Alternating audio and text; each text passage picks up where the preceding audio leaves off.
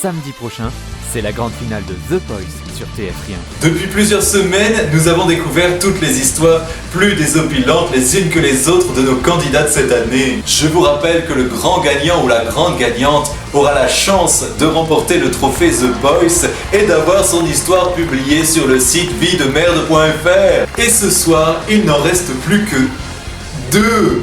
Cette histoire se passe lorsque j'étais âgée de 13 ans. J'étais partie avec ma mère porter des courses à ma grand-mère. Dans le coffre, j'ai posé les clés. Quand j'ai refermé le coffre, j'ai laissé les clés à l'intérieur.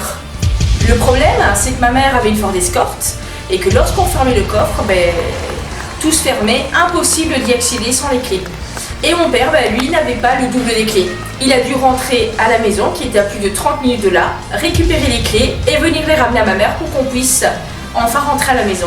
Mon père était furax. Ces anecdotes sont vraiment du même acabit que notre gagnante de l'année dernière qui, souvenez-vous, lors d'une scène de théâtre, avait enlevé son costume car elle pensait que la scène était finie, mais elle a dû revenir en catastrophe, les loups, avec sa perruque. Sa perruque, souvenez-vous, était de travers, on a ri. Cette histoire avait remporté tous les suffrages. Alors cette année, qui va l'emporter? C'est à vous, membres du jury et téléspectateurs, d'en décider.